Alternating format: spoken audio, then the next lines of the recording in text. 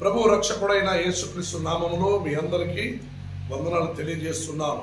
దేవుడు మిమ్మల్ని దీవించును గాక. దేవుడు మిమ్మల్ని దీవించును గాక. హల్లెలూయా, హల్లెలూయా, హల్లెలూయా. వాక్యముతో మనం ముందు సాగుదాం. యోబు గ్రంథమందు 36వ అధ్యాయముకు రండి. యోబు గ్రంథములో 36వ అధ్యాయం 5, 6, 7 వాక్యమును చదువుకుందాం. గమనించండి. ఆలోచించుము, దేవుడు ఆలోచించుము, దేవుడు బలవంతుడు అంటే మనిషి బలహీనుడు అనే అర్థం. అవునా? అవునా కాదా? ఆలోచించుము, దేవుడు బలవంతుడు గాని ఆయన ఎవరిని తిరస్కారము.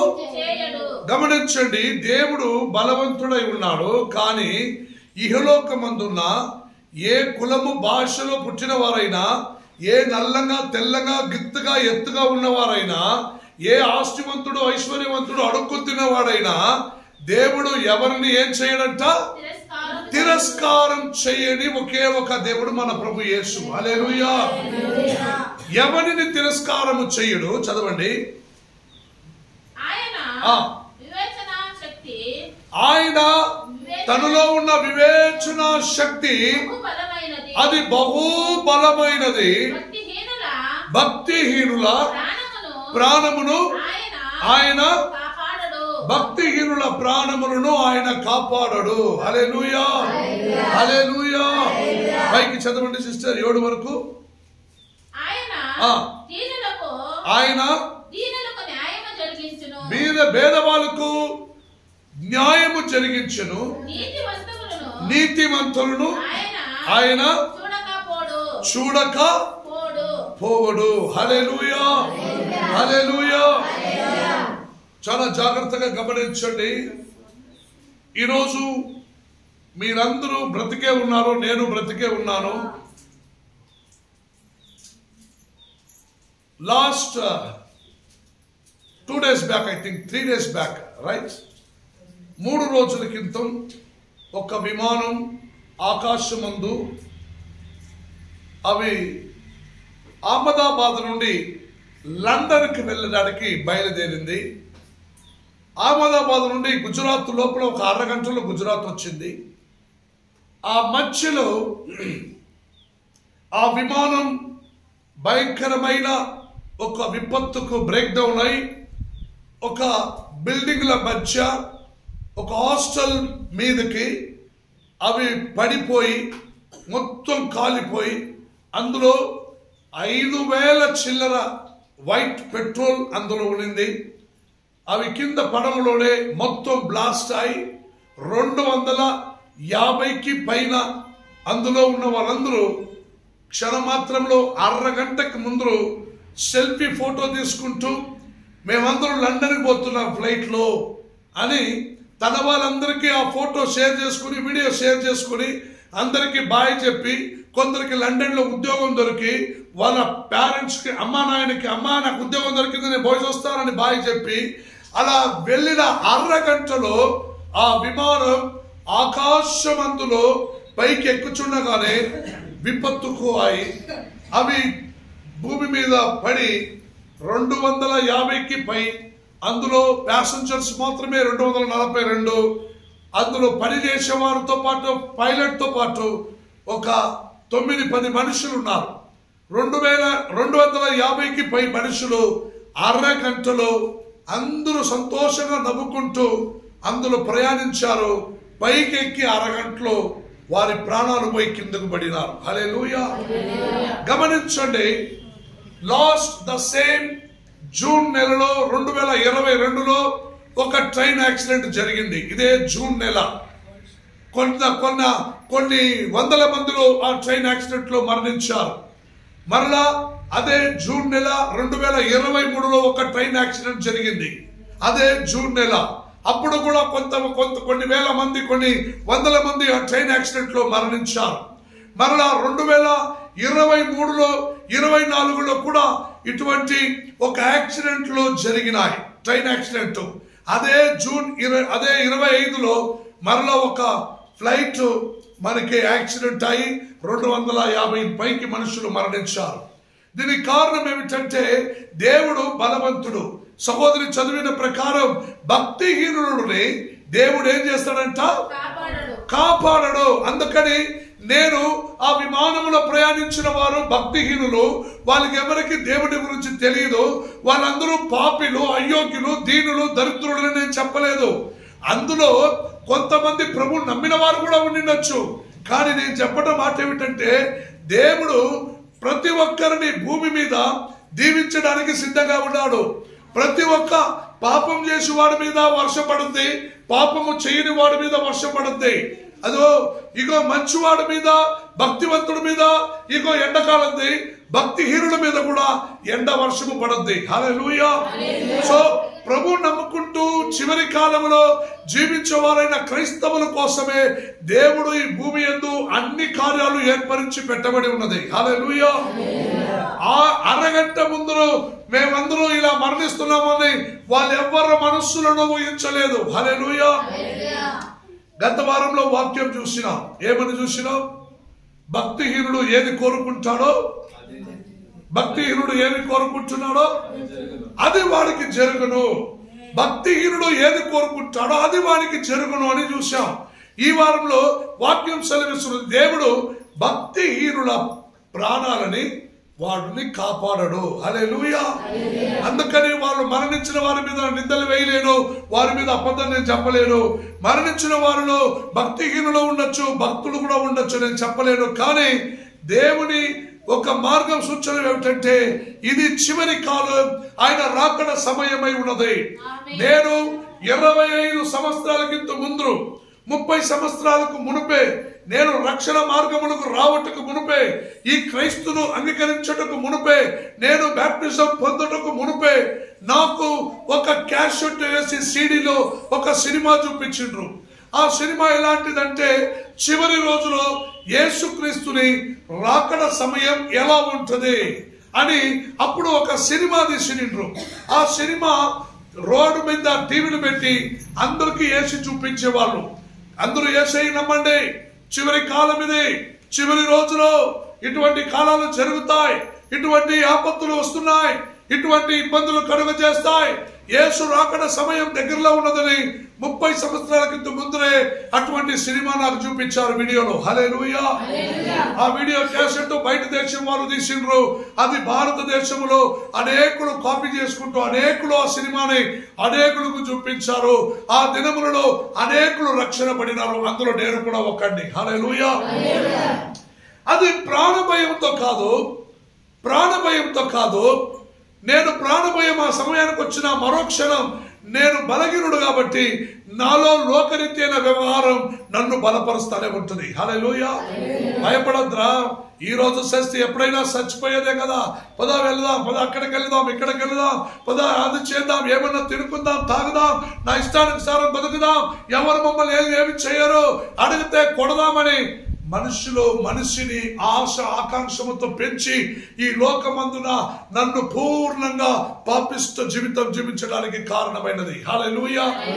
అప్పుడు ఆ సినిమా నేను చూసినప్పుడు ఒక్క కార్యం 30 సంవత్సరాల క్రితం ముందు చూసిన ఆ సినిమా వీడియోలో నా మైండ్ లో ఇప్పుడు దాకా ఒక కార్యాలు ఉన్నాయి. ఏమిటంటే అందులో ఒక చివరి రోజులో ఏమేమి జరగబోతున్నాయని ఒక కార్యం ఇచ్చబడినది. హల్లెలూయా.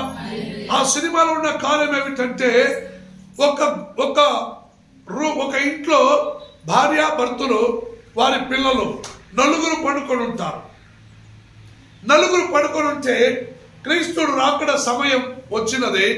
ఆయన రాకడ సమయం వచ్చినప్పుడు ఆ నలుగురులో మొగుడు మాత్రమే రక్షణ పొంది ఉంటాడు, భార్య రక్షణ పొంది ఉండదు.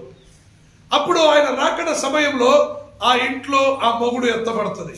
మొగుడు పొద్దునే తెల్లారలేసి భార్య వెతుకుతా ఉంది. ఏమండే ఏమండే ఎక్కడున్నారండి, ఏమండే ఏమంటే అనలేదు, ఎక్కడున్నారంటే ఆయన పోయిండు దేవుడితో పాటు. హల్లెలూయా. చిన్న పిల్లలందరూ ఐస్ క్రీమ్ తీసుకుంటూ వస్తానే ఉన్నారు. ఐస్ క్రీమ్ కింద పడింది, పిల్లలు మాయమైనారు. హల్లెలూయా. సంఘంలో ఇలా నా మాదిరిగా ప్రసంగం చేస్తున్న ప్రసంగికి ఆ సంఘంలో అందరూ మాయమైనారు. రక్షణ పడలేక, దేవుడి వాక్యం వినలేక, స్థిరంగా నడవలేక కొందరుంటే వాళ్ళు మాత్రమే చర్చిలో ఉండిండ్రు. హల్లెలూయా. అయ్యో పాస్టర్ ఎక్కడ పోయిండు, ఇక్కడ నిల్చుకుంటూ బోధిస్తుండే అని తిరిగి చూస్తే పక్కలో ఉన్న వాళ్ళు కూడా లేదు. ఆ చర్చిలో ఒక 100 మంది ఉంటే ఒక 5-10 మనుషులు మాత్రమే అక్కడ ఉన్నారు, మిగిలిన వాళ్ళందరూ కానరాకపోయారు. హల్లెలూయా. అలా క్రీస్తు రాకడ దినములలో జరగబోతుంది. ఆ మరి అని ఆ సినిమాలో చూపించు. మరొక కార్యం, ఎక్కడ చూసినా యాక్సిడెంట్, ఎక్కడ చూసినా రోడంతా కారు, బస్సు, వ్యాను, బండిలు నిండిపోయింటాయి. ఎందుకంటే నడిపించేవాడు రక్షణ పడింటాడు, ఆ సమయంలో వాడు ఎత్తబడింటాడు. డ్రైవరు కారులో లేకపోతే, బస్సులో లేకపోతే, విమానంలో లేకపోతే, ట్రైన్లో లేకపోతే ఏమవుతుంది? యాక్సిడెంట్ అవుతుంది. అప్పుడు ఎక్కడ చూసినా ట్రైన్ యాక్సిడెంట్, ఎక్కడ చూసినా విమానం యాక్సిడెంట్, ఎక్కడ చూసినా బస్సులు యాక్సిడెంట్, రోడంతా బండిలు నిండిపోయినాయి. జనాలందరూ ఏమి చేయాలో తెలియక గలిబిలితో, అయ్యో నా భార్య కనపడలేదు, అయ్యో నా మొగుడు కనపడలేదు, అయ్యో నా బిడ్డలు కనపడలేదని వెతుకుతా ఉన్నారు. వాళ్ళలో ఉన్న కాన్సన్ట్రేషన్ కూడా వాళ్ళతో పాటు పోయినది. హల్లెలూయా. ఇప్పుడు సమాధానంగా మీరు కూర్చున్నారు కదా, ఈ సమాధానంగా ఉన్న మైండ్ వాళ్ళతో పాటు ఎత్తబడినది. హల్లెలూయా. నువ్వు చేతులు పెట్టుకొని కూర్చున్నావే ఈ బైబిల్, అది కూడా వాళ్ళతో పాటు ఎత్తబడినది. హల్లెలూయా. ఎక్కడో వెళ్ళి ఒక పేపర్ లో రాసి పెట్టుకున్నారు ఒక దేవుడి వాక్యం అని వెతికి వస్తే ఆ వాక్యము కూడా పేపర్ లో కనబడదు. హల్లెలూయా. ఈ మాదిరి చివరి రోజులు జరుగుతాయని 30 సంవత్సరాల క్రితం ఆ సినిమా వీడియో నేను చూశాను. ప్రభు క్రీస్తు రాకడ సమయంలో ఈ భూమి మీద ఎలా ఉంటుంది? సముద్రంలో ఉన్న అలలు లేచింటాయి, ఊరు గ్రామములు కొట్టుకుపోయింటాయి, ఈ ఊరుకు ఆ ఊరుకు గొడవలు, జాతి నిందన, భ్రష్టాచారం, ఊరు పట్టణముకు పట్టణం, రాజ్యముకు రాజ్యం, దేశానికి దేశం, విరోధం, భయంకరమైన కార్యాలు చివరిలో జరుగుతుంటాయి. అవిగాక అనేకలలో భయంకరమైన వ్యాధులు, బలహీనము వాళ్ళలో ఉంటుంది. ఇవన్నీ క్రీస్తు రహస్యంగా వచ్చిన దినమానములలో జరుగుబోవు కార్యమని నేను ఆ రోజు తెలుసుకున్నాను. హల్లెలూయా. ఎందుకంటే మనిషి బలహీనుడు, దేవుడు బలవంతుడు. ఒక మనిషికి నార్మల్ గా మీరు ఆలోచిస్తే సైంటిఫికెట్ గా సైన్స్ చెప్తుంది, ఒక మనిషి ఇప్పుడు నేను మీతో మాట్లాడుతున్నానంటే నా మైండ్ లో 7 రకాల ఆలోచనలు లోపలికి వస్తా ఉన్నాయి. సైన్స్ ప్రకారము ఒక మనిషి 7 రకాల ఆలోచనలు ఉంటాడు. ఇప్పుడు మీరందరూ నన్ను చూస్తున్నారు, మీరందరూ ఒక్క ఆలోచనలతో నా మాట వింటున్నారు, మరియు 6 ఆలోచనల్లో నా మాట మీరు వదిలిపెడుతున్నారు. ఇది సత్యం, ఇది జరుగుతున్న కార్యం. ప్రతి ఒక్క మనిషి 7 రకాల ఆలోచన ఆయనలో ఉంటుంది. ఒకటి ఇప్పుడు ఏం చేయాలి, ఇంటికి పోదాం అనుకుంటాడు, ఒకటి మనం తిందాం అనుకుంటాడు. కొంచెం సేపుకి ఆ మనిషికి ఒక్క ఆలోచన సరిపోతుందని దేవుడు 7 ఆలోచన పెట్టాడని దైవ జ్ఞానులు చెబుతున్నారు. హల్లెలూయా. ఒక మనిషికి సైంటిఫికెట్ గా 7 ఆలోచన ఉంటుంది. ఒకే సమయంలో 7 ఆలోచన ఆయనలో వచ్చి ఉంటుంది. ఒక క్షణం ఆలోచిస్తే మరొక క్షణం మరొక ఆలోచన, మరొక క్షణం మరొక ఆలోచన వచ్చి తన జీవితం అంతా దినమంతా ఆ మనిషి గడుస్తూనే ఉంటాడు. హల్లెలూయా. ఆ 7 ఆలోచనల ద్వారా ప్రతి ఒక్క నర మనుషుల్ని దేవుడు గమనిస్తూనే ఉన్నాడు భూమి మీద. అందుకే వాడు బలహీనుడు అవుతాడు. ఎందుకే? వారిలో 7 రకాల ఆలోచన ఉంది కాబట్టి వాడు బలహీనుడు అవుతున్నాడు. హల్లెలూయా.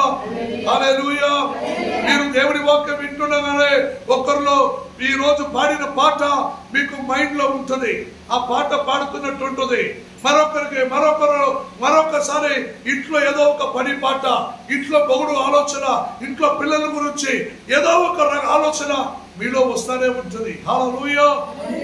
అందుకే ప్రియమైన దేవుని మీలో 7 రకాల ఆలోచన ఉంటుందని ధ్యానులు చెబుతున్నారు. ఆ ప్రకారం గమనిస్తే మనిషి అందుకే ప్రార్థించినప్పుడు ఏం చేస్తాడంటే దేవా స్తోత్రము స్తోత్రము స్తోత్రము అంటాడు. మరొక 6 విధమైన ఆలోచన దేవుడిని స్తుతించలేకపోతున్నది.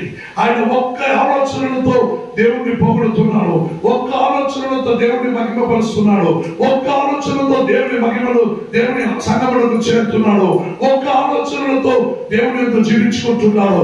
మరియు 6 ఆలోచన ఆయనలో నుంచి అపార్ట్ ద బాడీ అంటే ఆ శరీరం నుంచి బయటకు ఉంటుంది అన్నమాట. అందుకే వాడు ప్రార్థన దేవుని సన్నిధానంలో చేరకుండా పోవటం. హల్లెలూయా. అనేక సందర్భంలో మనిషి బలహీనుడు అనేది తెలుసుకున్న పోవటమే ఒక బలహీనం. హల్లెలూయా. మనిషి బలహీనుడు అని తెలుసుకోకుండా పోవటమే ఒక బలహీనం. అంటే నువ్వు ఎంతవరకు దేవుని వాక్యం శ్రద్ధగా వినాలి. ఏక హృదయం గత వారంలో చూసాం. ఏక హృదయం కలుగ చేయము దేవా అని భక్తులు దావీదు చెప్పిన ప్రకారం నీవు ఏక హృదయం. దేవుడు అంటున్నాడు, ఎక్కడ 2 3 నా నామములో మీరు కూడి వచ్చి ప్రార్థిస్తారో మీ మధ్యలో నేను ఉంటానని చెప్పినాడు. అవును చెప్పినాడు. కానీ మీరు 2 3 కూడుకున్నప్పుడు మీ 2 3లోనూ ఒకే రకంగా 7 ఆలోచన మీ ప్రభువును దృష్టించి ధ్యానించేలాగా ఉంటుందా అని మీరు ఆలోచన చేయాలి. హల్లెలూయా, హల్లెలూయా. దేవుని మాట అందుకే చెబుతున్నది, ఇగో ఆలోచించుము దేవుడు బలవంతుడు. అంటే మనిషిని ఆలోచించాలి, బలము బలహీనుడు. ఎందుకంటే మనలో 7 రకాల మైండ్ ఉంది కాబట్టి మనం ఒక్క మైండ్ లో మనం ప్రార్థించుచున్నాం. ఇంకా 6 రకాలైన మైండ్ మనకి పని చేయకుండా పోతుంది. హల్లెలూయా. అందుకే దేవుని వాక్యం చెబుతున్నది, దేవుడు ఎవరిని తిరస్కారము చేయడు. హల్లెలూయా. దేవుడు ఎవరిని తిరస్కారము చేయడు. నీవు పూర్ణంగా 7 రకాల ఆలోచనలతో నువ్వు ప్రభుని ప్రార్థించే వరకు నిన్ను తిరస్కారం చేయడు. హల్లెలూయా. ఆయన మహాశక్తితో బహు బలమైన శక్తితో ఆయన నిన్ను అనుగ్రహించి పోషించబోతున్నాడు. భక్తిహీనుల ప్రాణమును ఆయన ఎప్పటికీ కాపాడడు అని వాక్యంలో ఉన్నది. హల్లెలూయా, హల్లెలూయా. నేను 30 సంవత్సరాల క్రితం చూసిన సినిమాలో ఆ వీడియోలో ఇగో ట్రైన్ యాక్సిడెంట్ అయి కొందరు చనిపోవటం, పైకి వెళుతున్న విమానం కింద పడటం, ఇలా అనేక భ్రష్టాచారం, భయంకరమైన వ్యాధి, దేశముకు దేశం రాజ్యానికి రాజ్యం విరోధమని ఈ లోకంలో ఉంటుందని ఆ సమయమందు నేను ఆ సినిమాను చూశాను. ఇప్పుడు అదే ప్రకారం జూన్ 22కు ఒక ట్రైన్ యాక్సిడెంట్ జరిగింది. అదే జూన్ 23కు ఒక ట్రైన్ యాక్సిడెంట్ జరిగినాయి. జూన్ 24 ఒక ట్రైన్ యాక్సిడెంట్ జరిగినాయి. జూన్ 25లో ఒక ఫ్లైట్ యాక్సిడెంట్ జరిగినాయి. హల్లెలూయా. ఇలా అరగంటలో కొన్ని వందల మనుషులు మరణిస్తున్నారంటే చివరిగా మీరు ఆలోచించాల్సిన కార్యం దేవుని రాకడ సమయం దగ్గరలో ఉన్నదని హెచ్చరించే సమయం ఇది. హల్లెలూయా. సోదరి ప్రారంభంలో ప్రార్థించగా అన్నారు, వాళ్ళందరూ మరణించారు కాబట్టి వాళ్ళకి తెలియదు. వాళ్ళందరూ హాయ్ బాయ్ చెప్పుకుంటూ ఫ్లైట్ ఎక్కారు. నేను కూడా ఒకప్పుడు గత నెలలో ఏప్రిల్ నెలలో మలేషియా వెళుచుండగా అదే ప్రకారం 242 ప్యాసింజర్ ఆ ఫ్లైట్ లో ఉన్నారు. హల్లెలూయా, హల్లెలూయా. నాకు ఆలోచన వచ్చినాయి, ఫ్లైట్ పైకి పోతుంది, కింద పడితే ఏమవుతుందో. హల్లెలూయా. అది వచ్చేటప్పుడు లాస్ట్ లో నాకు సీట్ ఇచ్చారు. నేను అడిగినాను, విండో పక్కలో సీట్ అంటే ఇస్తాను అని చెప్పి లాస్ట్ సీట్ ఇచ్చారు. ఫ్లైట్ లో లాస్ట్ లో 3లో కూర్చున్నాను. ఎక్కడ? తోక దగ్గర. హల్లెలూయా. నిన్న పడిన ఫ్లైట్ లో ఒక్కడు మాత్రమే బయటకు వచ్చి పడినాడు జీవంతంగా. హల్లెలూయా. ఒకే ఒక్కడు మాత్రమే బయటకు వచ్చి పడినాడు జీవంతంగా. పై నుండి కింద పడిన ఆ ఫ్లైట్ లో బ్లాస్ట్ అయి అందరూ కాల్చి బూడి అయిపోయినారు. వీడొక్కడు మాత్రమే సపరేట్ గా దూరంగా అంత పైనుంచి పడినాడంటే కింద వచ్చినాక పడినాడో పైనుంచి పడినాడో తెలియదు. ఒట్లో వాడొక్కడు మాత్రం తప్పించుకున్నాడు. వాడొక్కడు హాస్పిటల్లో ఉంటే మన దేశ ప్రధానమంత్రి వచ్చి ఆయన్ని మాట్లాడుతున్నాడు, ఏమైందిరా నీకు, నువ్వు మాత్రం ఎట్లా తప్పించుకున్నావురా అని. హల్లెలూయా. ప్రియమైన దేవుడులారా, మనిషి బలహీనుడు, ఏది ఆశిస్తాడో అది నెరవేరుతాయి. హల్లెలూయా, హల్లెలూయా. అందుకే దేవుని వాక్యం చదువుతున్నది. మీకందరికీ ఒక విషయం చెప్పాలని ఇష్టపడుతున్నా, ఆత్మలో ప్రేరేపణ కలుగుతున్నా. ఇప్పుడు నిన్న పడిన ఆ విమానం కనబెట్టిన వాళ్ళు ఎవరు మీకు ఎవరికైనా తెలుసా? వాళ్ళ పేరు చెప్పండి. ఎవరు? సుబ్బన్న? ఇట్స్ టాటా కంపెనీకి, టాటా వాళ్ళకి ఇప్పుడు వచ్చిన జ్ఞానం. The first time in the beginning right brothers, right brothers అనే వాళ్ళు ఒక దైవ సేవకుడి బిడ్డలు, పాస్టర్ బిడ్డలు. వాళ్ళు ఒక దినము చర్చిలో ఇలాగే కూర్చొని ఉండగా ఆ ఇద్దరు బిడ్డలు ట్విన్స్ బిడ్డలు, మన మధ్యలో ఉన్న కిరణ్ అభిషేక్ మాదిరి, వాళ్ళిద్దరిలో అధికంగా మాట్లాడరు, సైలెంట్ గా ఉంటారు, కానీ చెప్పిన మాటల్ని క్యాచ్ చేస్తాం. వాళ్ళిద్దరూ వాళ్ళ ఆయన ఒక మాట అన్నారు, దేవుడు భూమి మీద మనిషిని బలపరుస్తున్నాడు, కానీ మనిషి ఎంత బలవంతుడైనా, ఎంత ఐశ్వర్యవంతుడైనా, ఆయన ఉన్నతమైన ఆకాశానికి ఆయన ఎక్కలేడు, ఎగరలేడు, ఎగిరి దుమ్ముకలేడు అని అన్నారు. హల్లెలూయా. ఈ మాట వాళ్ళిద్దరు బిడ్డల మైండ్ లో పడింది. నాయన ఈ మాట అన్నాడే. వాళ్ళు బైబిల్ చదువుతున్నవారు, వాళ్ళు బైబిల్ చదువుకుంటూ ఇంటికి వచ్చినాక నాయన చెప్పిన మాటని వాళ్ళు బ్రదర్స్ మాత్రమే మాట్లాడుకుంటారు. ఏమిట్రా నాయన ఈ మాట అన్నాడే, ఎవరు పైకి పోలేరా, ఎవరు పైకి ఎగరలేరా, మనం ఏదైనా కనపెడదాం పైకి ఎగరడానికి అని మొదటిసారిగా వాళ్ళు ఒక చిన్న విమానం తయారు చేశారు. చిన్న విమానం అంటే ఒక ఇద్దరు ముగ్గురు నలుగురు ట్రావెలింగ్ చేసేంత మాత్రం ఒక విమానం ప్రయాణం కనబెట్టారు. అవి కనబెట్టి చాలా రోజులు ప్రయాసపడి కనబెట్టి ఒక కొండ మీద దాకా తీసుకెళ్లి అవి పెట్టుకొని వాళ్ళిద్దరూ అవి ఎగిరించడానికి ఇప్పుడున్న చిన్న బిడ్డలు రిమోట్ కార్ పెట్టుకొని వాళ్ళు ఎగిరిస్తూ ఉంటారు.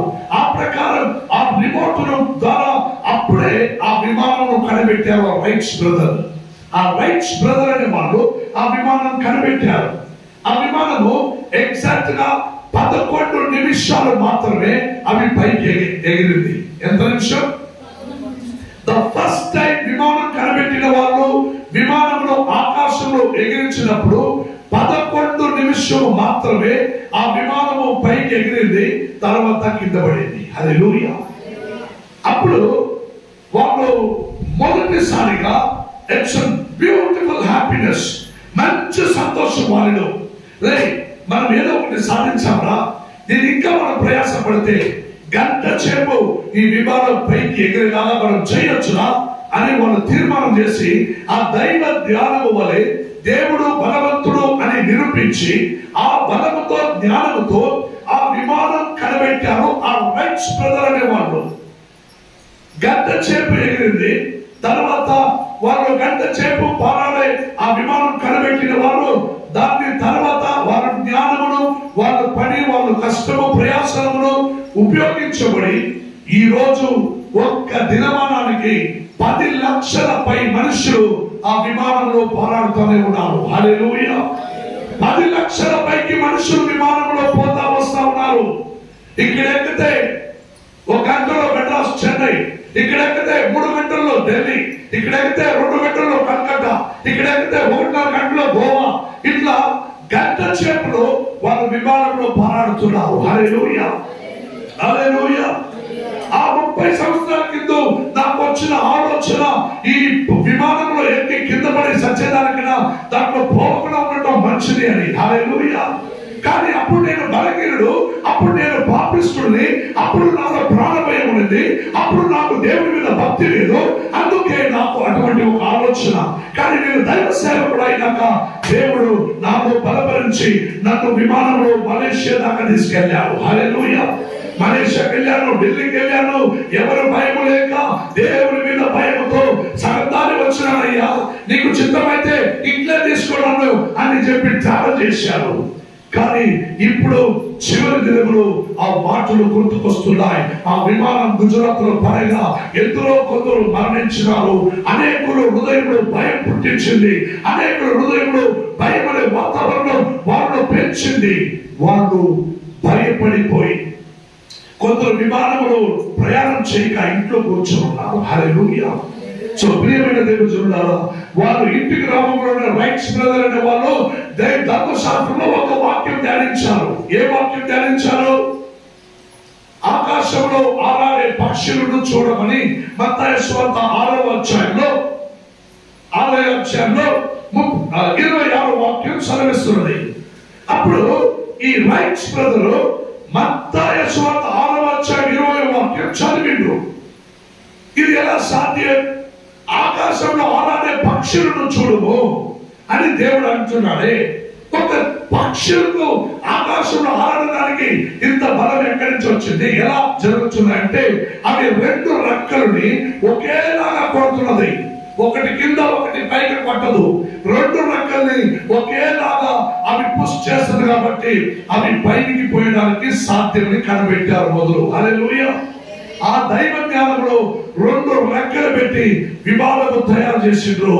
ఈ రోజు ఆ విమానం పడి ఉండగా మరణించిన వారు రైట్ బ్రదర్స్ ని జ్ఞాపకం చేసుకోరు. అందరూ ప్రయాణం చేసేవారు రైట్ బ్రదర్స్ ని జ్ఞాపకం చేసుకోరు. వారికి ఇచ్చిన దైవ జ్ఞానమే, ఆ దైవ బలమే ఈ రోజు కొన్ని లక్షల మనుషులు విమానంలో పారాడుతున్నారు. హల్లెలూయా, హల్లెలూయా. సో గమనించండి, దేవుని వాక్యం లామినేషన్ విలాప వాక్యం 3వ అధ్యాయం 33వ వాక్యం చదవండి. ఫాస్ట్ గా, టైం లేదు. 3వ అధ్యాయం 33వ వాక్యం లామినేషన్ విలాప వాక్యం 3:33. ఫాస్ట్ గా. హృదయపూర్వకముగా ఆయన నరులకు విచారమునైనను బాధనను కలుగజేయుడు. దేశమునందు చెరపట్టబడి వారందరినీ కాళ్ళ కింద తొక్కుటయు. లేదు 3:33, రైట్? 3:33 ఫస్ట్ చదవండి.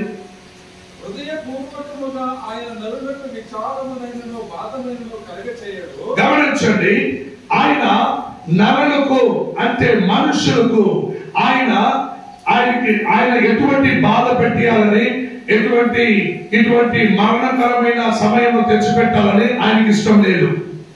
అర్థమవుతుందా? ఇలా ఒకరాలం పడి అందరూ చచ్చిపోవాలా, అందరూ మా దగ్గర రావాలా అన్నదంతా ఇష్టం లేదు. ఆయన కూడా ఇష్టం ఏమిటి? మనుషుల్ని బాధ పెట్టకూడదు, మనుషుల్ని తిరస్కారం చేయకూడదు, మనుషుల్ని ఇబ్బంది పట్టేయకూడదు అనేది ఆయన ఆలోచన. అది చేయకూడదు అని ఆయన ఆలోచనలో ఉన్నది. అంటే మనుషులందరూ ఏమి చేయాలని ఆయన ఆలోచన? మనుషులందరూ ఈ సర్వమును సృష్టించిన, ఈ బలమును అనుగ్రహించే దేవుడు ఎవరు, ఆ దేవుని బలం ఏమిటో, ఆ దేవుని జ్ఞానం ఏమిటో తెలుసుకుంటూ దేవుని కోసం బ్రతకటకు, దేవుని కోసం మరణించటకు మీరు సిద్ధపడి ఉండాలన్నది ఆయన ఆలోచన. హల్లెలూయా, హల్లెలూయా. మీకు అందరికీ తెలిసిన ఒక మాట గమనించండి. దేవుడు బలవంతుడు అంటే ధర్మశాస్త్రమందున దావీదు దేవ మనిషి. మీకు అందరికీ తెలిసిన ప్రకారం వాళ్ళ అమ్మ నాయనకు 8 బిడ్డలు, అందులో 8వ చిన్నవాడు దావీదు. హల్లెలూయా. వాళ్ళందరూ పెద్ద పెద్దోళ్ళు. యుద్ధ కాలంలో సౌలుతో కలిసి యుద్ధానికి వెళ్ళినారు. అలా ఎదురుగా ఫిలిష్తీ అనే వాళ్ళ గోలియాతు వాళ్ళ దగ్గరకు వచ్చి యుద్ధం నిలబడి ఏమంటున్నాడు చెప్పండి? ఏమంటున్నాడు? మీలో ఎవరికైనా ధైర్యం ఉంటే రాండి అని ఎవరిని పిలుస్తున్నాడు?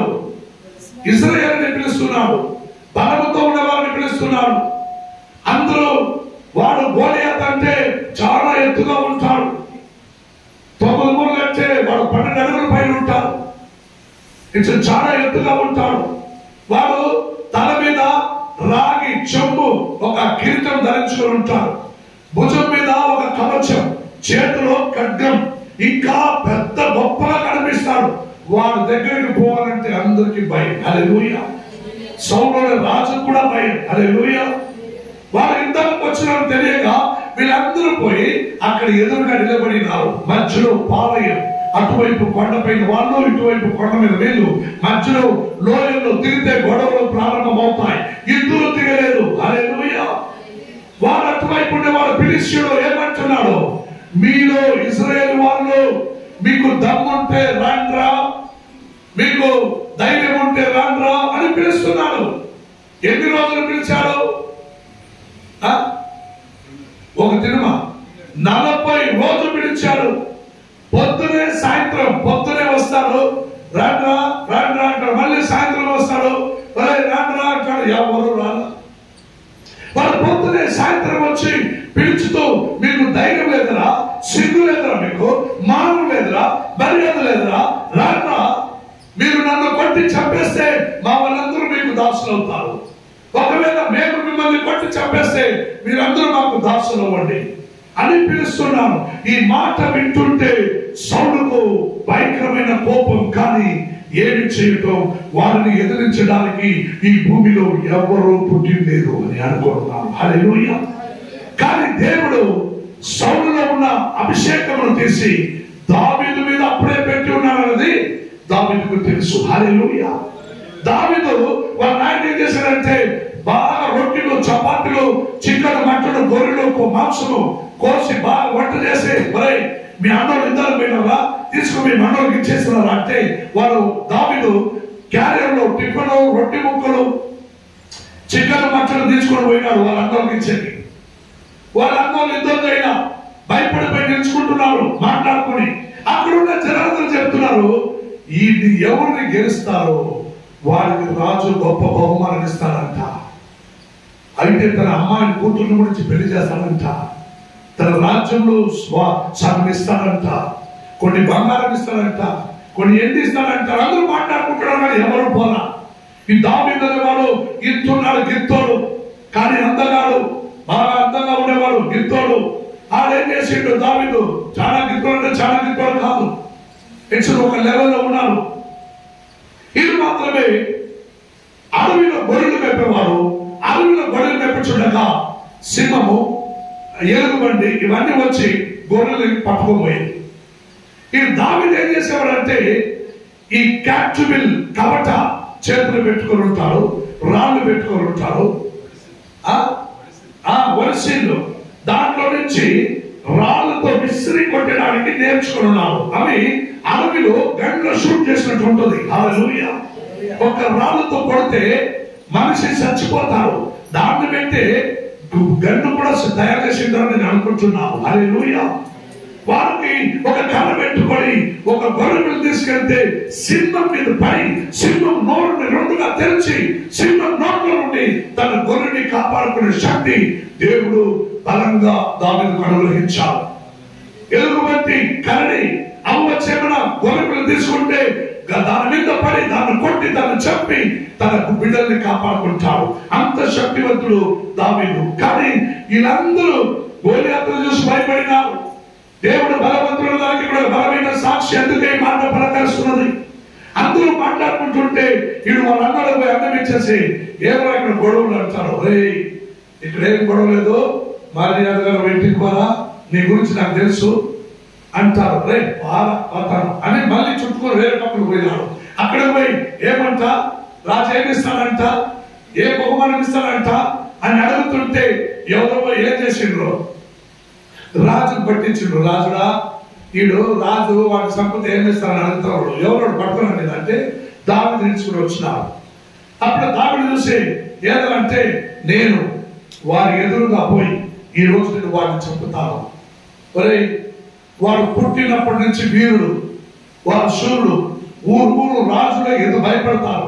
నువ్వు పిల్లకాయరా, నువ్వు చిన్న పిల్లడురా, నువ్వు బాలుడురా, నువ్వు వాడి మీద వాతావరణే పారా ఇంటికంటే లేదు లేదు, నువ్వు అనుమతిస్తే సున్నతి లేని వాడు ఎందుకు, సున్నతి లేని వాడిని చూసి ఇశ్రాయేలు వారు భయపడుతున్నారంటే నాకు నచ్చలా, నాకు నచ్చలా. నువ్వు అనుమతిస్తే ఆ సున్నతి లేని వాడిని నేను వాడి మీద పడి నేను వాడిని చెప్పుతానన్నావు. హల్లెలూయా. ఎంతో గొప్ప మాట. రాజు సైన్యము గొడవలు పోకుండా భయపడి నిలుచుకొనున్నారు. ఈడు ముందుకు పోయి నేమాతనయ్యా, నేను చెప్పుతానంటున్నాడు. అది రాజు మనసులో ఒక ఆలోచన, ఈ మాటల్లో ధైర్యం కల్పిస్తున్నాయి. ఒక పని చేయనా, సరే నువ్వు పోరా వాడి మీదకి. రాజుల దగ్గర అన్నాడు, నేను నా బిడ్డ గొర్రెని కాపాడినందుకు సింహముని చీల్చినాను, ఎలుగుబంటిని చీల్చాను, అంత ధైర్యం నాకుంది, నేను పోతానంటే సరే పో అన్నాడు రాజుడు. ఒరే ఎవరక్కడ, వారికి వస్త్రాన్ని ధరించండి, వాడు పోనిద్దానికన్నారు. హల్లెలూయా. వాడిని తీసుకుపోయి వస్త్రాన్ని ధరిస్తే ఎక్కున్నాడు తెలిసిన. నేను పోయిన వారం జుబ్బా వేసుకుని ఉన్నాను. ఆ జుబ్బా తీసుకుని వచ్చి అంబరీష్ కేసు నిలబెడితే ఎట్టుంటుంది? నా బట్టలు జుబ్బా పెద్దది, అంబరీష్ కేసు ఇంటే అంబరీష్ ఎట్టు కనిపిస్తాయి? బాగుంటుందా? చెయ్యి ఎంత లోపలే ఉంటుంది, తలకాయ మాత్రం కనిపిస్తాయి ఆ జుబ్బాలో, అంబరీష్ ఏం కనపడదు. హల్లెలూయా. ఆ కవచము అవన్నీ అలా కనిపించింది దావీదుకు. అప్పుడు ఏమన్నాడంటే, అయ్యా దీన్ని వేసుకుని నేను నడవలేను, యుద్ధం చేయలేను, వాడిని తీసాయి, పక్కన తీసాయి, నేను పోతానని వాడు పోయిండు. మన నడవలో ఒక చీర పెట్టుకుని ఉంటాడు ఎప్పుడు గొర్రెలు మేపేవారు. అందులో ఒక రాళ్ళు తీసి పెట్టుకున్నాడు, చేతుల కర్రతో పరిగెత్తుకొని పోయిన వాక్యం చదివిస్తున్నాయి. ఏమని? మీరు 1 సాముయేలు గ్రంథంలో మీరు చదివినారంటే పూర్తిగా అధ్యాయం చదవండి. దావీదు పరిగెత్తుకొని పోయినాడంట గోలియాతు ఎదురుగా.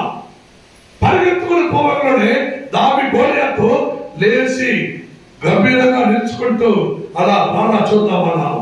వాడి దగ్గరికి పోవడంలోనే వాడిని చూసి, ఏదరా ఒరే పిల్లకాయ, చిన్న పిల్లడు, ఏదైనా కర్రెత్తుకొని నా దగ్గరికి వచ్చినావు, కుక్క అనుకున్నావా? నన్ను కుక్క అనుకున్నావా? కొట్టడానికి వచ్చినావు? రారా కొడక, చెప్తా నీకు, నిన్ను పిసికేస్తాను, నీ మాంసం అంతా ఏం చేస్తాను, పక్షులు పెట్టేస్తాను, రారా నా చేతికి దొరకరా అన్నాడు. అరే నేను నిన్ను చూడలేదా, నీ వెనకే ఉన్న నా దేవుడిని చూస్తున్నాను, నా దేవుడి బలము నాకు అనుగ్రహించి ఉన్నాను. ఈ రోజు నేను నీ తల తీస్తాను అంటే నీ దగ్గర కత్తి లేదు, ఒక ఈటి లేదు, ఏమీ లేదు, నా తల తీస్తావా? చూద్దాం రారా అంటే అదే ప్రకారంగా పరిగెత్తుకుని పోయింది. వాడు ఎదురుగా నిలుచుకుంటూ ఆ క్యాప్చర్లు ఏమంటున్నారు, ఆ వడిసెల్లో లాగి ఒక రాళ్ళతో కొట్టాడు. ఆ రాళ్ళు నేరుగా పోయి ఆ తలకు కొట్టింది, గన్ను షూట్ చేసినట్టు. అట్లే కిందకు పడిపోయినాడు గోలియాతు. హల్లెలూయా, హల్లెలూయా, హల్లెలూయా. పరిగెత్తుకొని పోయింది. వాడు ఖడ్గమును ఈడ్చి వాడు ఖడ్గముతోనే వాడు తల నరికిండు. ఒక చేతిలో తల ఎత్తుకున్నాడు, ఒక చేతిలో ఖడ్గం ఎత్తుకుంటూ రాజును ఎదురుగా నిలబడినాడు. హల్లెలూయా, హల్లెలూయా. దేవుడు బలవంతుడు. నీ శత్రువులను ఎదిరించడానికి, నీ బంధత్వమును విప్పడానికి, నీ కట్టులు విప్పడానికి, నీ శత్రువులు ఎదిరించడానికి, నీ శోధన వేదన కార్యములు నీగించడానికి నీకు బలం అనుగ్రహించిన దేవుడు గొప్పవాడు. నువ్వు సాధారణ వ్యక్తి కాదు. నీవు క్రైస్తవులతో జీవించే సైన్యములకు అధిపతి యెహోవాని ఆరాధించే క్రైస్తవులకు రాయబారిగా ఉన్నావు కాబట్టి దేవుడు నిన్ను బలపరించడానికి నా దేవుడు శక్తివంతుడై ఉన్నాడు. ఆయన శక్తి బహుబలమైనది అని వాక్యం సెలవిస్తున్నది. హల్లెలూయా, హల్లెలూయా. ప్రియమైన నా దేవుడా, ఒక వాక్యం చదువుకుందాం. మొదటి సామువేలులో 33 నుండి 37, 46 నుండి 51 తర్వాత ఇంటికి వచ్చి చదువుకోండి. యేషయా 9వ అధ్యాయం 6వ వాక్యం చదవండి. యేషయా గ్రంథం 9వ అధ్యాయం 6వ వాక్యం చదవండి. క్రీస్తు పుట్టక మునుపే గమనించండి, అక్కడ దావీదు అన్నాడు, నా జీవ స్వరూపమైన దేవుని ఎదురుగా నువ్వు నిలబడలేవు. నా జీవ స్వరూపమైన దేవుని బలముతో నేను వచ్చి ఉన్నాను. నువ్వు సున్నతి లేని వాడివి, నువ్వు నన్ను చేయలేవు. నేను ఈ రోజు నేను తల నరుకుతానని గట్టిగా హెచ్చరించాడు దావీదు. హల్లెలూయా. అదైతే దావీదు కాలంలోనే దావీదు అన్నాడు, ఇదో నా జీవ స్వరూపమైన దేవుడు అని. జీవస్వరూపమైన దేవుడు ఎవరు? ఈ రోజు జీవముతో లేచి బ్రతుకుతూ ఉన్నవాడమైన నా జీవస్వరూపుడైన దేవుడు నా ప్రభు యేసుక్రీస్తువే. హల్లెలూయా, హల్లెలూయా. ఇదో యెషయా గ్రంథంలో 9వ అధ్యాయం 6వ వాక్యం చదవండి. యేసు భూమిలో పుట్టక మునుపే 750 సంవత్సరాల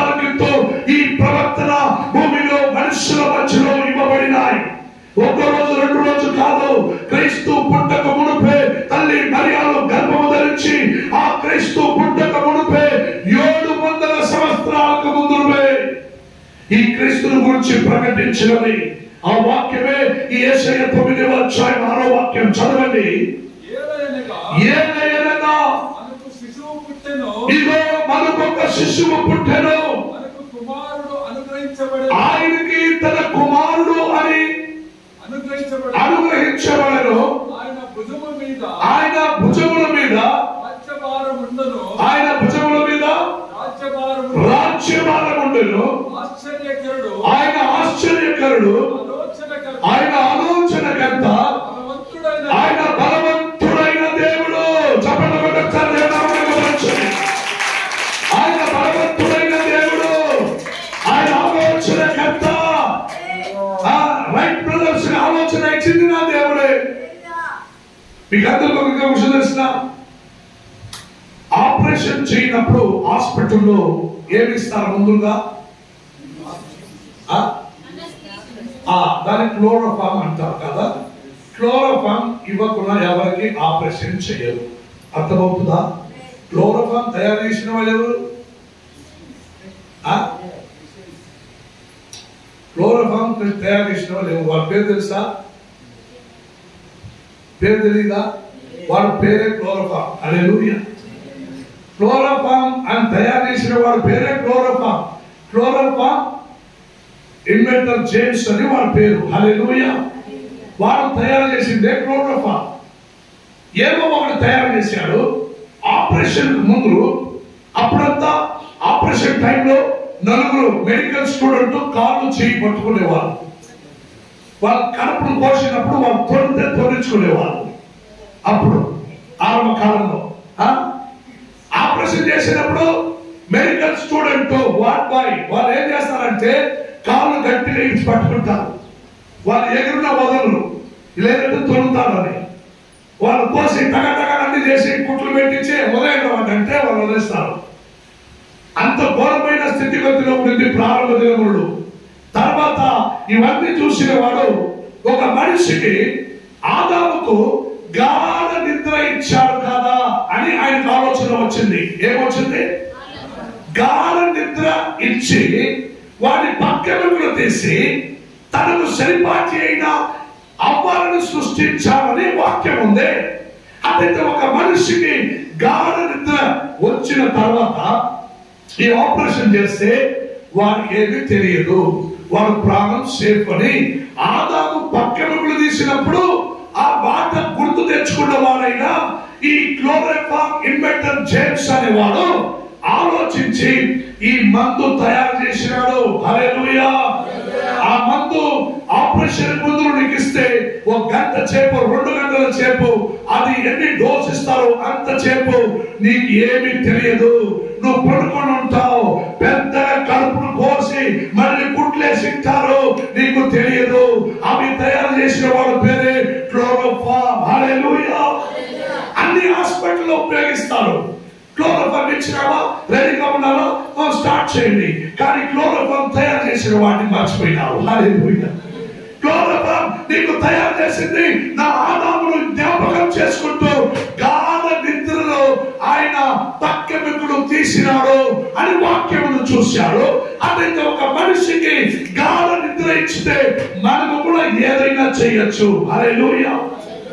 అప్పుడే ఆయన క్లోరోఫామ్ తయారు చేసి ఆ ప్రతి ఒక్క దేశంలో హాస్పిటల్స్ లో అవి ఉపయోగించడానికి ప్రతి ఒక్క మనుషులకు ప్రయోజనకరమైనది. హల్లెలూయా. అట్లయితే క్లోరోఫామ్ అనే జేమ్స్ తయారు చేశాడా, లేదు ఆదాము కాలంలోనే నా దేవుడు చేశాడా? హల్లెలూయా. హల్లెలూయా. ఆదాముకు ఆపరేషన్ చేయనప్పుడే నా దేవుడు క్లోరోఫామ్ తయారు చేశాడు. హల్లెలూయా. ప్రారంభ దినములలోనే సీమలను చూసి బుద్ధి తెచ్చుకున్నాడు. అందుకే సీమలు ఎంత చక్కగా వెళ్ళతో చూసి ఆ ట్రైన్ కనిపెట్టాడు దైవ సేవకుడు. హల్లెలూయా. లైట్లు కనిపెట్టాడు, మైకు కనిపెట్టాడు, మొబైల్ కనిపెట్టాడు. ఇలా కొన్ని కార్యాలని దైవ జ్ఞానం వల్లే కనిపెట్టారు కాలంలో. హల్లెలూయా. నా దేవుడు బలవంతుడు, నువ్వు బలహీనుడు. అందుకే నా దేవుడు తన బలము నీకు అనుగ్రహిస్తాడని అనుకుంటున్నావు. నూతన బలమును పొందుకోవాలంటే 7 రకాల మైండ్ తో, బుద్ధితో నువ్వు ప్రభుని సముఖంలో పూర్ణంగా ప్రార్థన చేయాలి. హల్లెలూయా. నువ్వు పూర్ణంగా నీవు స్తోత్రం దేవా స్తోత్రం దేవా అంటే ఎవరన్నా కీర్కొండేది స్తోత్రం దేవా స్తోత్రం దేవా అంటే ఎవరన్నా పడి లేచింది ఎవరన్నా దేవుడు స్తోత్రం దేవా స్తోత్రం దేవా అనే 7 రకాల మైండ్ ఉందని సైంటిఫిక్ గా ప్రూవ్ అయింది కదా. అయితే 7 కైండ్ ఆఫ్ మైండ్, 7 రకాల మైండ్ లో నువ్వు నీ దేవుని పూజిస్తే ఆ దేవుని బలము నువ్వు పొందుకుంటావు. హల్లెలూయా. ఆ బలముతోనే ఈ రోజు విమానం ఎగురుతున్నది, ఆ బలముతోనే ఈ రోజు కొన్ని కార్యాలు భూమిలో జరుగుతున్నాయి, ఆ బలముతోనే ఈ రోజు నీకు వాక్యముతో బోధింపబడుచున్నది. హల్లెలూయా హల్లెలూయా హల్లెలూయా. ప్రియమైన దేవుచున్నారా, నువ్వు బలహీనుడువా, నువ్వు బలవంతుల దగ్గరికి రా, ఆయన నీకు బలం అనుగ్రహిస్తాడు. నువ్వు ఏదైనా సాధించవచ్చు, గోలియాతుని ఎదిరించవచ్చు, అడవిలో సింహముని చీల్చి పారేయచ్చు. సింహమును చూస్తే భయం, సింహమును చూస్తే దేవుడు అంటున్నాడు నువ్వు సింహమును చీల్చివేయగా, పామును తేరును ఏం చేయను నరికి తొక్కివేయగా అంటాడు. నువ్వు బలంతో ఉంటే కదా, నీకు 7 రకాల మైండ్ ఉంది. అందుకే సింహమును చూస్తే భయం, పామును చూస్తే భయం, రాత్రిని చూస్తే భయం, జీవితం చూస్తే భయం, మొగుడును చూస్తే భయం, గొప్పవాడు చూస్తే భయం, అధికారులు చూస్తే భయం, ఆస్తులను చూస్తే భయం, అన్ని విధంలో నీకు భయం. ఏదో జీవితం భయం భయం భయం. నిన్ను బలపరిచేవాడు ఒకడున్నాడు నా దేవుడు, నీకు బలమును అనుగ్రహించేవాడు నాకు దేవుడు ఒకడున్నాడంటే గోలియాతుని ఎదిరించే శక్తి దావీదుకి ఎక్కడి నుంచి వచ్చింది? ఆయన మాట్లాడే భాషలో దేవుని ఆత్మ రాజుని ఎదురుగా మాట్లాడింది. సున్నతి లేని వారిని చూసి ఇశ్రాయేలు వారు భయపడదా? వద్దు రాజులో, నేను బయలుదేరుతాను వారి మీదకి, నేను వారి మీద పడతాను, వాడు తల నెలకి నేను తీసుకుని వచ్చి నీకు చూపిస్తానన్నాడు. హల్లెలూయా హల్లెలూయా. సో ప్రియమైన దేవుడులారా, ఆలోచించుకో, నా దేవుడు బలవంతుడు అని. కానీ నువ్వు ఆలోచించుకో, నేను బలహీనుడు అని. హల్లెలూయా. నువ్వు బలహీనుడివే, నువ్వు బలహీనుడివే. ఆలోచనకర్త బలహీనుడైన బలవంతుడైన దేవుడు అప్పుడు సింహాసనశీనుడై రాజ్య పరిపాలన చేయని వారువై ఉన్నాడు. సైన్యములకు అధిపతి యెహోవా ఆసక్తి కలిగి ఉన్నాడు. నిన్ను యుద్ధంలో, జీవితంలో, కుటుంబంలో, శత్రువుల ఎదురుగా నిన్ను నీ జీవితంలో, నీ సేవలో, నీ బ్రతుకులో అల్లాడిపోవచ్చున్నావా? నిన్ను రక్షించడానికి, లేవనెత్తడానికి నేను గొప్ప ఆసక్తి కలిగి ఉన్నాడు నా దేవుడు. హల్లెలూయా. సైన్యములకు అధిపతి యెహోవాకి స్తోత్రం. చెప్పండి స్తోత్రం. సైన్యములకు అధిపతి యెహోవా స్తోత్రం. సైన్యములకు అధిపతి యెహోవా స్తోత్రం. సైన్యములకు అధిపతి యెహోవా స్తోత్రం. నీవు బలహీనుడవు, బలవంతుడైన నా దేవుడి ఎద్దుకు వచ్చి నువ్వు బలమును పొందుకుంటే ఈ వ్యాపారం, బిజినెస్, శత్రుడు, విరోధి, బంధుత్వం, అపవాది, మాన్య, మంత్రము, శక్తి, క్రియలు, దుష్ట కరుడు, దుష్ట నాస్తిక శక్తి అన్నిటిని ఎదిరించడానికి నా దేవుడు నీకు బలవంతుడై దేవుడు ఉన్నాడు. హల్లెలూయా. అవి పొందుకోవటకు నీకు శక్తిగా ఉంటే నేను బలవంతుడై ఉన్నాను, నేను బలవంతుడిగానే ఉంటాను. ఇప్పుడు దాకా నాకు తెలియదు. They have a lot of things of my mind. నా మైండ్ లో ప్రార్థించేటప్పుడు ఎన్నో రకాల డిస్టర్బెన్స్, నాకు ప్రార్థించడానికి నాకు ఎన్నో డిస్టర్బెన్స్ ఉంటుంది అని అనుకుంటున్నావా? నీకోసం సంఘం తెరచిపెట్టి ఉంటుంది. సంఘంలో వచ్చి కూడి ప్రార్థించు, గంటల సేపు ప్రార్థించు, మోకరించి ప్రార్థించు, కన్నీటితో ప్రార్థించు, దుఃఖంతో వేదనతో ఉన్నావా వచ్చి ప్రార్థించు, శత్రువులు అధికమైన వచ్చి ప్రార్థించు, బలహీన అయిపోయావా వచ్చి ప్రార్థించు. నీవు నీ మైండ్ లో నీ పూర్ణ హృదయంతో, పూర్ణ ప్రాణంతో, పూర్ణ శక్తితో నీ దేవుణ్ణి బలపరించు, బలంతో పొందుకొని ప్రార్థించు. ఆయన నీకు బలపరించే దేవుడై ఉన్నాడు. హల్లెలూయా. అలా అనుకొని ఉన్నావా? నేను రికార్డునే కూర్చొని ఉంటావా? కానీ స్టాండ్ ఎవ్రీవన్ లేచి నిలబడండి, అందరూ లేచి నిలబడండి.